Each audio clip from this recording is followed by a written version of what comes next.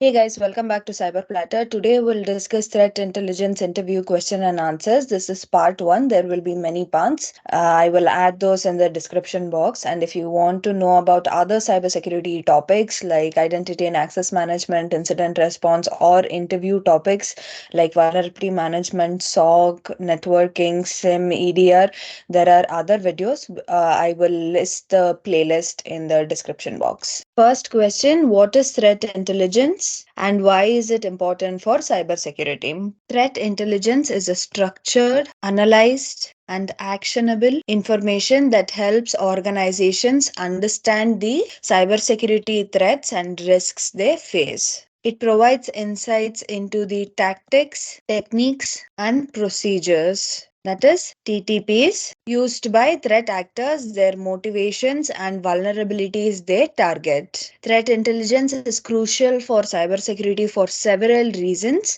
Let's see some of them. First one, early threat detection. Threat intelligence helps organizations identify potential security threats and vulnerabilities before they are exploited. This proactive approach allows them to take preventive measures and strengthen their security posture. Next, informed decision making. With threat intelligence, organizations can make more informed decisions regarding their cybersecurity strategies. It enables them to allocate resources effectively, prioritize security efforts, and respond to threats based on their severity and relevance. Next, attack mitigation. By understanding the tactics and tools used by threat actors, organizations can develop countermeasures and security controls to protect their systems and data. This leads to more effective threat mitigation. Next, incident response. Threat intelligence is invaluable during incident response. It provides the necessary information to investigate and remediate security incidents effectively, reducing the impact of breaches and improving recovery processes. Next one, protection of critical assets. Organizations can use threat intelligence to prioritize the protection of their most critical assets, such as sensitive data, intellectual property, and infrastructure. Next, risk management. Threat intelligence helps organizations assess and manage cybersecurity risks more effectively. It allows them to identify areas of vulnerability and allocate resources to reduce risk exposure. Next, adapting to evolving threats. The cybersecurity landscape is constantly evolving with new threats and attack techniques emerging regularly. Threat intelligence provides the insights needed to adapt to these changing conditions and stay ahead of threat actors. Next is efficient resource allocation. It allows organizations to allocate their cybersecurity resources where they are most needed, preventing wastage on low priority or irrelevant threats. Next, threat attribution. Threat intelligence may provide information about the identity and origin of threat actors, aiding in the attribution of cyber attacks. This can be crucial in legal actions, diplomatic responses, or defense strategies. Next, collaboration and information sharing. Threat intelligence encourages collaboration and information sharing among organizations and within the cybersecurity community. This collective knowledge can help identify and respond to threats more effectively. Next, compliance and reporting. Many regulations and standards require organizations to have threat intelligence programs in place to meet compliance requirements and report on security incidents. So, in summary, threat intelligence is essential for enhancing an organization's cybersecurity posture.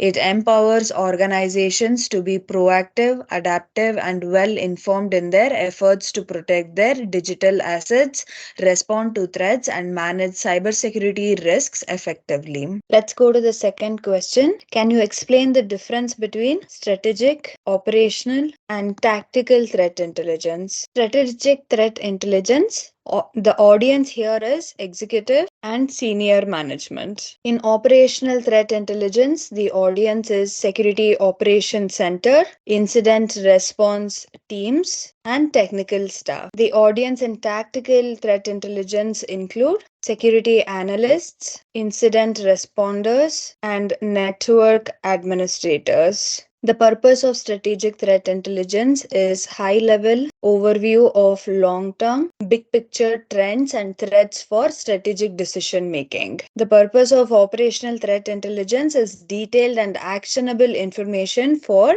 day to day security operations. The purpose of tactical threat intelligence is in depth insights to support specific security actions and responses. Next, we'll compare the focus of these three threat intelligence. Strategic, first, the strategic one, broad view of geopolitical, industry specific, or sector wide threats, emerging trends, and potential risks. Operational, specific details about current and ongoing threats, including IOCs, tactics, and malware. Tactical, granular information on specific threats, vulnerabilities, and attacker techniques. Next, we'll look at the use cases. First, strategic. This includes strategic planning, resource allocation, investment decisions, and aligning security efforts with business goals. Next, operational, security monitoring, incident detection and response, and risk mitigation. Next is tactical,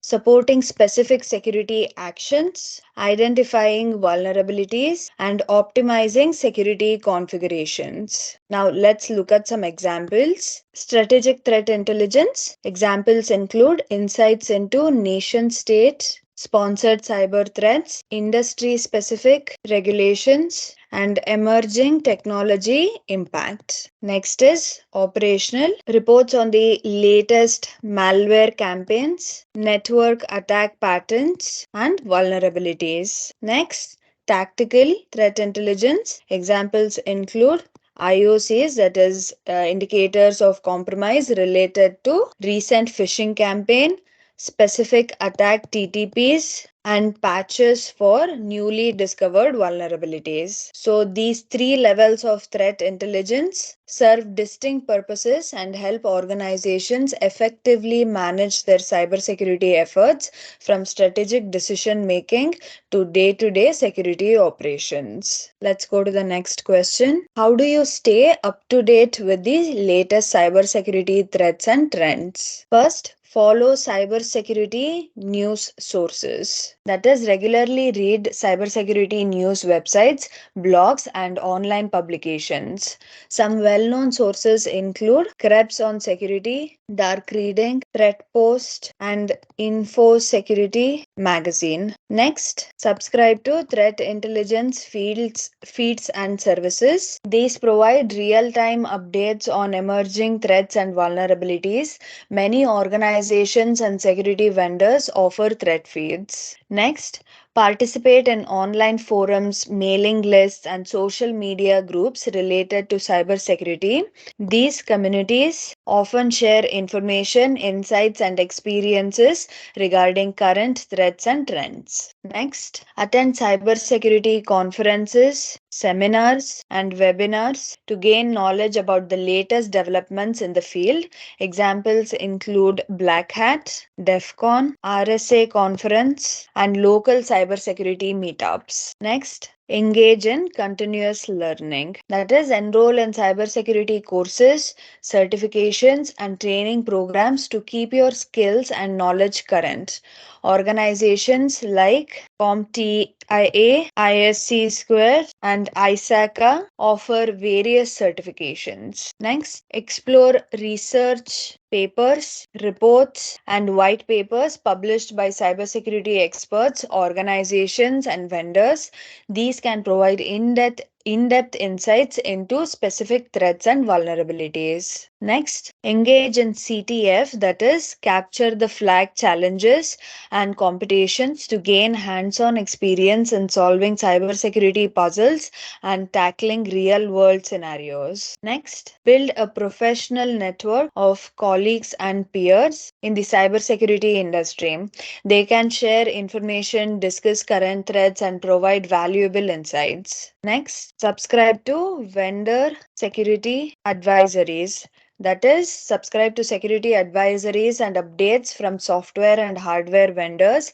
These advisories often contain information about security patches and vulnerabilities. Next, monitor security alerts and guidelines provided by government cybersecurity agencies such as US CERT or NISA. So, US CERT stands for United States Computer Emergency Readiness Team, and NISA stands for European Union Agency for Cybersecurity. Next, configure custom alerts and notifications for specific topics or keywords using news aggregators, RSS feeds, and monitoring tools. Next, join bug bounty programs offered by organizations to discover and report vulnerabilities and stay informed about the latest security issues. Next, explore books written by cybersecurity experts that cover various topics within the field.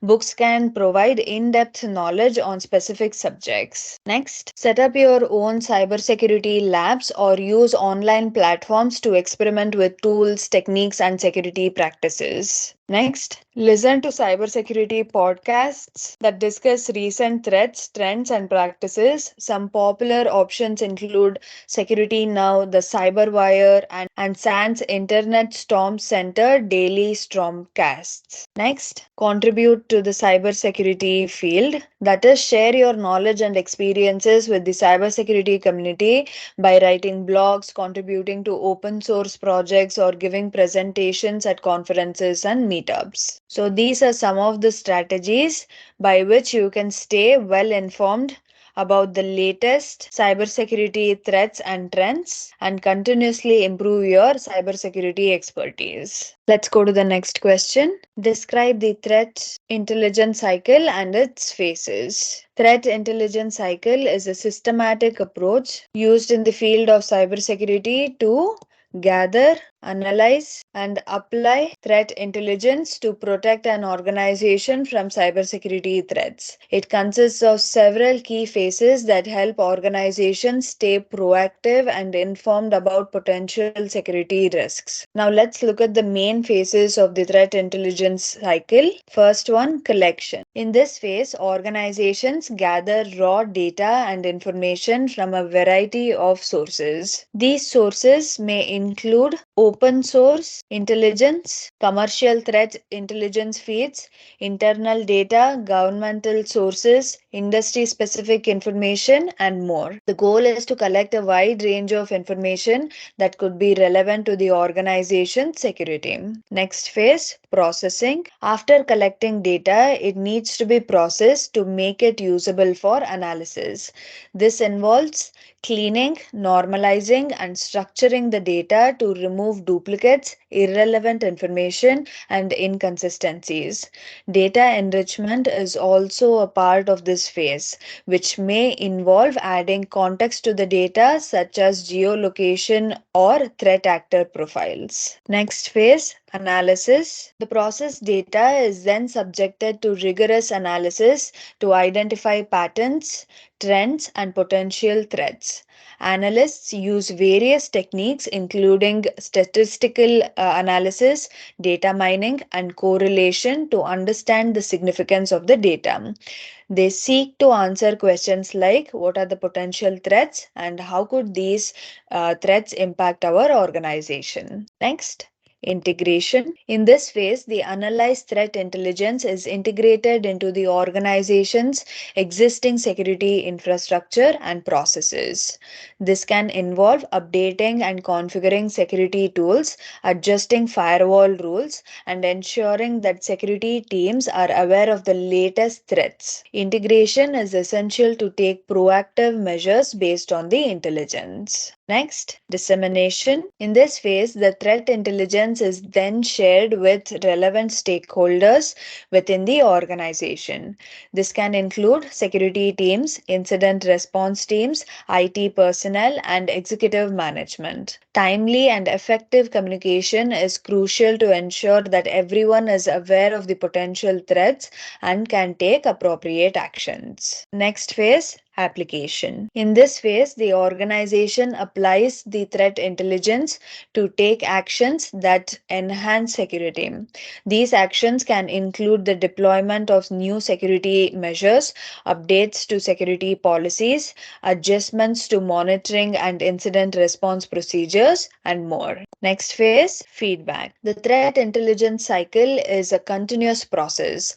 After applying the intelligence, organizations gather feedback about the effectiveness of the measures taken. This feedback is used to refine and improve the threat intelligence cycle for future use. So, in summary, the threat intelligence cycle is iterative and ongoing as new threats and intelligence continuously emerge.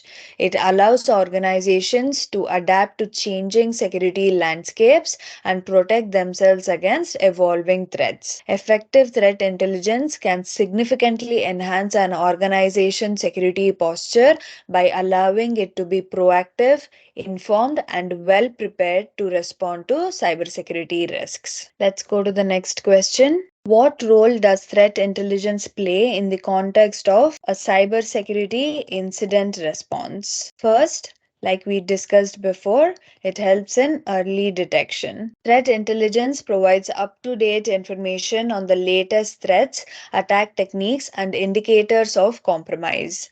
By continuously monitoring threat intelligence sources, organizations can detect signs of an ongoing or potential attack early in its life cycle. Next, threat intelligence helps incident responders understand the threat landscape. This can include the motivations, tactics, and tools used by threat actors. This context is invaluable for making informed decisions during an incident. Next, incident triage. When an incident occurs, threat intelligence can aid in the initial assessment and triage of the situation. It helps responders determine the severity of the incident, its potential impact, and the likely threat actors involved. Next, IOC indicators of compromise enrichment. Threat intelligence feeds provide IOCs such as IP addresses, domains, file hashes, and malware signatures associated with known threats. These IOCs can be used to enrich incident data, allowing for more precise and rapid identification of malicious activity. Next, threat intelligence assists in the development of response plans. Security teams can leverage intelligence to determine the most effective response strategies, containment measures, and remediation steps based on the nature of the incident. Next, attribution and context. Threat intelligence may provide insights into the identity of the threat actor or the group behind an attack. This attribution helps organizations understand the advisory's motives and potential targets. Next, based on the threat intelligence, security teams can create custom detection rules, signatures, and patterns to identify threats specific to their environment. This improves the accuracy of threat detection and response. Next, threat intelligence is continuously updated, allowing incident responders to receive real time information about emerging threats and vulnerabilities. This enables them to adapt and respond quickly to new developments. Next, threat intelligence can help identify phishing campaigns and social engineering tactics used by threat actors. Responders can then take measures to protect employees and educate them on recognizing these threats. Next, incident response teams can prioritize their resources based on the threat intelligence available, focusing on the most critical threats and vulnerabilities that pose the greatest risk to the organization. Next, threat intelligence may provide guidance on forensic analysis, helping responders collect and analyze digital evidence to understand the full scope of an incident. Next, post incident analysis. After an incident is resolved, threat intelligence continues to play a role. Organizations use it to conduct post incident analysis and learn from the incident to improve future security measures. So, in summary, threat intelligence is an invaluable asset in cybersecurity incident response. It enables organizations to detect and respond to incidents more efficiently, reducing the impact of security breaches and better protect their digital assets and data. By integrating threat intelligence into incident response processes, organizations can stay ahead of advisories and continually strengthen their security posture. Next question. Can you explain the concept of indicators of compromise and their significance in threat intelligence? IOCs are pieces of evidence or artifacts that suggest a security incident has occurred or is ongoing. These indicators are derived from threat intelligence and are significant in threat intelligence and cybersecurity for several reasons. Let's discuss some of them here. First, detecting security incidents. IOCs serve as red flags that indicate potentially malicious activity. By monitoring for IOCs, organizations can quickly detect and respond to security incidents such as data breaches, malware infections, and unauthorized access. Next, IOCs often provide early warning signs of an attack, allowing organizations to take proactive measures before an incident escalates. This can help prevent data loss, system damage, and financial losses. Next, IOCs can enrich incident data with specific information about malicious actors, attack techniques, and the tools they use. This context helps incident responders and security teams understand the nature of the threat and develop effective mitigation and response strategies. Next, threat attribution. IOCs may provide clues about the identity and the origin of threat actors, allowing organizations to attribute the attack to specific individuals, groups, or nation states. This information is crucial for legal actions, diplomatic responses, and deterrence strategies. Next, organizations can create custom detection rules, signatures, and patterns based on IOCs. These rules are tailored to the organization's environment and can improve the accuracy of threat detection and response. Next, IOCs can be used to conduct network and host based analysis to identify compromised systems, understand the scope of an incident, and trace the pathways of an attack. Next, IOCs guide incident response efforts by helping teams identify compromised systems, contain the incident, and remediate affected assets. This accelerates the response process and minimizes the damage caused by a breach. Next step, IOCs are shared among organizations and the cybersecurity community to improve collective defense. Sharing threat intelligence helps other organizations protect themselves by identifying the same threats. Now, let's see some of the common examples of IOCs. IP addresses associated with malicious servers or known command and control servers, that is C2 servers, and then suspicious or malicious domain names used for phishing or hosting malware, then hashes of known malware or compromised files, then email addresses linked to phishing campaigns, spam, or known attackers. Then registry keys, that are the entries in the Windows registry that indicate malware persistence. Then suspicious or malicious website addresses, URLs used in phishing or drive-by download attacks. And then specific file paths or locations associated with malware. And then SSL certificates used by malicious sites or for SSL stripping attacks. So these are some of the examples. So in conclusion, IOCs are very important in threat intelligence and cybersecurity because they help organizations detect and respond to security incidents, gather contextual information, attribute threats, and improve overall security defenses.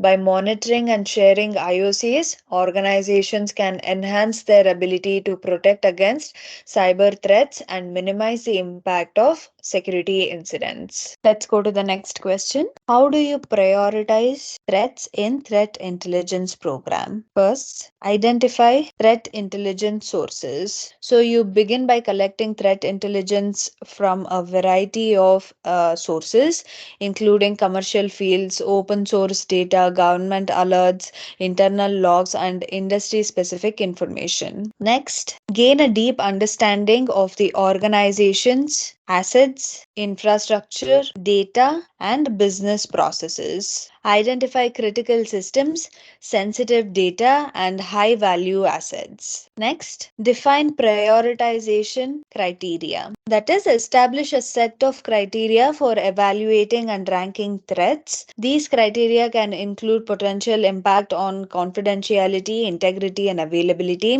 relevance to the organization's industry, the likelihood of exploitation, and the threat actors' capabilities and motivations. Next, evaluate the severity of each threat based on the established criteria. This assessment may include assigning a numerical score or categorizing threats into different severity levels. Next, perform a risk assessment to determine the overall risk associated with each threat.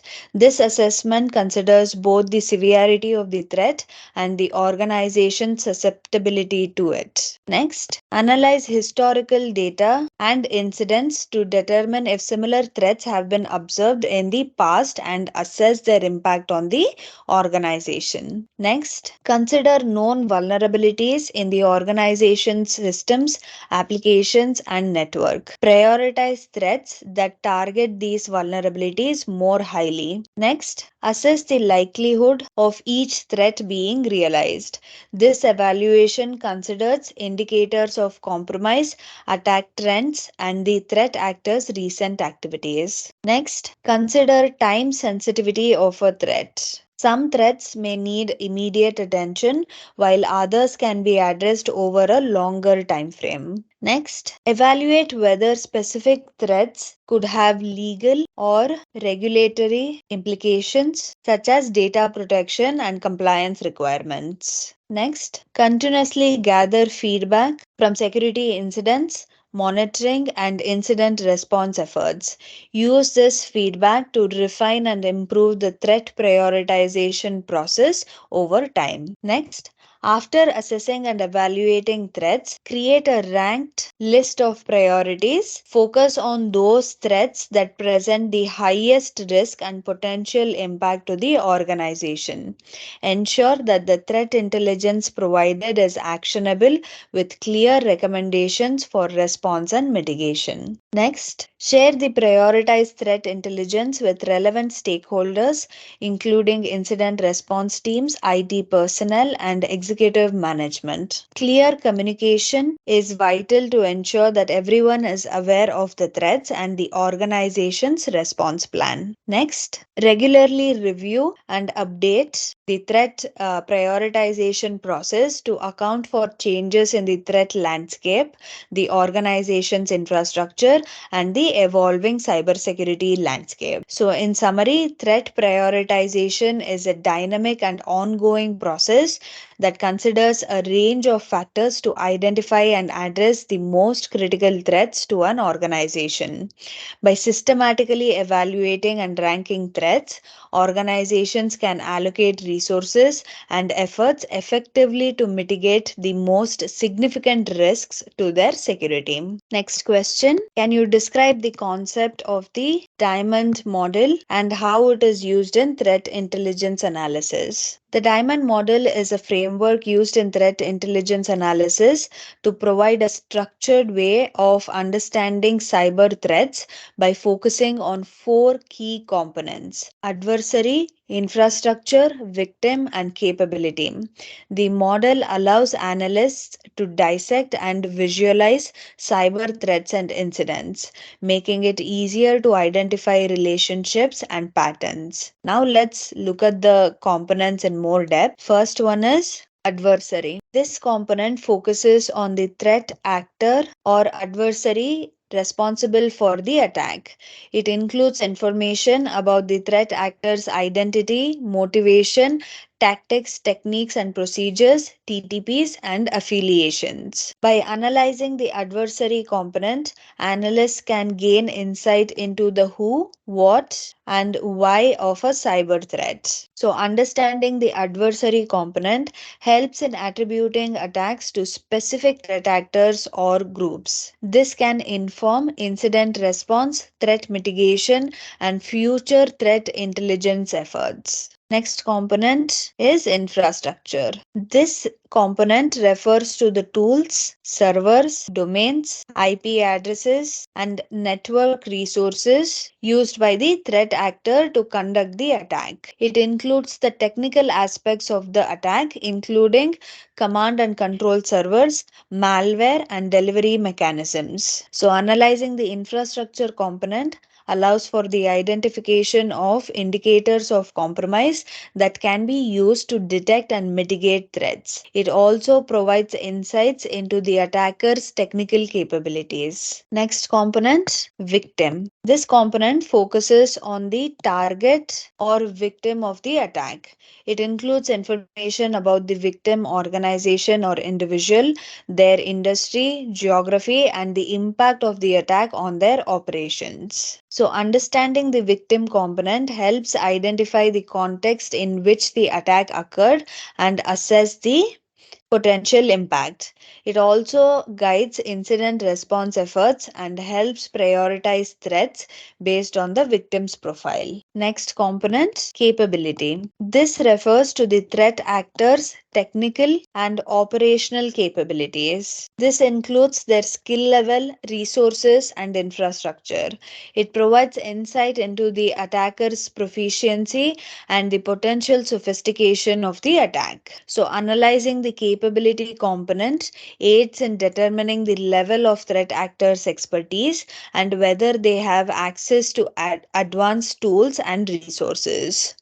This information is crucial for assessing the potential threat and planning defensive strategies. So, in summary, the diamond model helps analysts structure their threat intelligence analysis by breaking down complex cyber threats into these four components. By examining these components and their interrelationships, analysts can gain a more comprehensive understanding of the threat landscape, make informed decisions, and respond effectively to cyber threats. It is particularly valuable for incident response, threat attribution, and improving an organization's overall security posture. Next question. What are some of the popular threat intelligence feeds and platforms? So, there are numerous threat intelligence feeds and platforms available to organizations providing up to date information on emerging cyber threats and vulnerabilities. The popularity and effectiveness of these feeds can vary depending on an organization's specific needs and industry. Let's look at some of them here. First, open source threat intelligence feeds. These are publicly available and can be a very valuable source of threat intelligence. Examples include Alien Vault, Open Threat Exchange. This is the free and open platform that provides threat data and community driven intelligence. Then, emerging threats, Sarkata and Snot rules. These are open source rule sets for intrusion detection systems like Sarkata and Snot. Then, Abuse IPDB. This is a community driven platform that collects and shares information about malicious IP addresses. Next, commercial threat intelligence feeds. These are paid services that offer high quality threat intelligence and are often used by organizations to enhance their security posture. Let's see some of the popular commercial threat intelligence providers. First, FireEye Threat Intelligence. This provides comprehensive threat intelligence, including information on advanced persistent threats, APTs, and cyber espionage. Then there is Recorded Future. This offers real time threat intelligence and risk assessment. Then Semantic Deep Sight Intelligence. This provides threat intelligence, analysis, and research to help organizations protect against advanced threats. Next, Anomaly. This offers threat intelligence solutions, including threat feeds, to help organizations detect and respond to cyber threats. Next, Government and industry specific threat feeds. Many government agencies and industry specific organizations provide threat intelligence feeds and reports. Examples include US CERT, United States Computer Emergency Readiness Team. This publishes alerts, bulletins, and incident reports. Then there is FS-ISAC, that is Financial Services Information Sharing and Analysis Center. They share threat intelligence with financial institutions. Then there is HISEC, Health Information Sharing and Analysis Center. This provides threat intelligence and collaboration for the healthcare sector. Next, community driven platforms. Some platforms rely on community contributions and provide threat intelligence feeds and forums for information sharing. Examples include MISP, Malware Information Sharing Platform and Threat Sharing.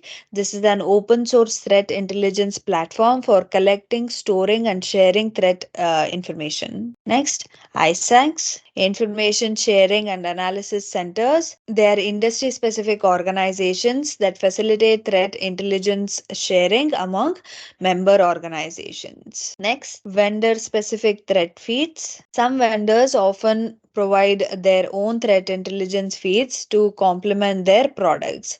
For example, Cisco, Talos. This provides threat intelligence feeds and research to enhance the effectiveness of Cisco's security products. Next, Palo Alto Networks Wildfire. This offers threat intelligence feeds to enhance threat prevention capabilities. Next, DNS based threat intelligence services. These offer feeds of malicious domains and IP addresses which can be used to block access to known malicious sites. Let's look at the examples. OpenDNS Umbrella. This provides threat intelligence feeds for DNS filtering and security enforcement. Then Quad9. This offers a DNS service with built-in threat intelligence to block access to malicious websites. Next, threat intelligence sharing platforms. These platforms facilitate information sharing and collaboration among organizations and may include threat intelligence feeds. Let's look at the examples. Soltra Edge. This provides a platform for sharing and receiving standardized threat intelligence. Then there is Threat Connect. This offers a threat intelligence sharing and analysis platform for organizations. Next, Dark Web Monitoring Services. Some services focus on monitoring the dark web for information related to cyber threats and data breaches. Examples include Digital Shadows and Flashpoint. So these are just a few examples of many threat intelligence feeds and platforms available. When selecting a threat intelligence feed or platform, organizations should consider their specific needs, industry, budget, and the types of threats they aim to address. Integration with existing security tools and infrastructure is also a very crucial factor to consider. Next question. Can you provide an example of a particularly challenging threat intelligence analysis you conducted and how you resolved it? So, for questions like this, first you talk about the scenario. So, you can say, in a previous role as a threat intelligence analyst, I encountered a complex incident where a financial institution experienced a targeted phishing campaign that had successfully compromised several employee accounts. The attack had the potential to lead to significant financial losses and reputational damage. The organization needed a thorough threat intelligence analysis to understand the full scope of the attack and mitigate it effectively. Once you describe the scenario, then talk about the challenges. So, here you can say the phishing campaign was highly sophisticated, utilizing convincing social engineering techniques, advanced malware, and multiple command and control servers. And then the threat actor behind the campaign frequently or rapidly changed tactics, techniques, and infrastructure to evade detection, making it challenging to predict their next move. And there were only a few initial indicators of compromise, and they were quickly changing. This made it difficult to track the threat actors' activities. Once you talk about the challenges, then talk about the resolution. First is data collection. We started gathering as much data as possible, both internally and from external sources.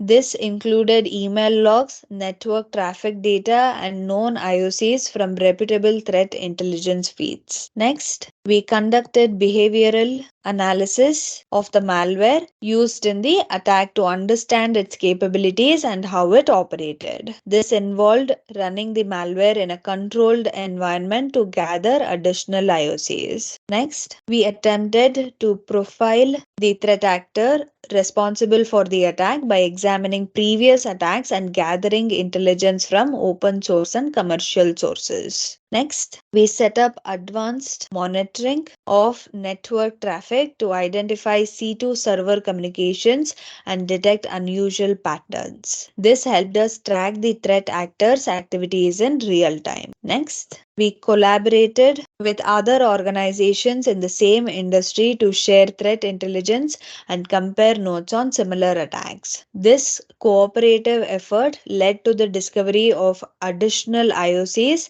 and provided a broader context for the threats. Next, we continuously adapted our analysis as the threat actors' tactics evolved. This involved updating detection rules and refining our incident response procedures. Next, incident mitigation. That is, once we had a clear understanding of the attack and identified the critical C2 servers, we took coordinated action to block access to these servers, disrupt the attacker's operations, and secure compromised accounts. Next, after the incident was resolved, we conducted a detailed post incident analysis to identify lessons learned and improve our threat intelligence and incident response capabilities. So, in the end, our thorough threat intelligence analysis and collaborative efforts with industry peers allowed us to identify and mitigate the attack effectively. The incident highlighted the importance of adaptability, information sharing, and continuous monitoring in dealing with sophisticated and rapidly evolving threats. So that's how you answer a scenario based question. And that'll be all for today. I will see you in the next video with more questions on threat intelligence. Please don't forget to like, subscribe, and share our videos. That helps us a lot. I will see you soon. Until then, take care. Bye bye.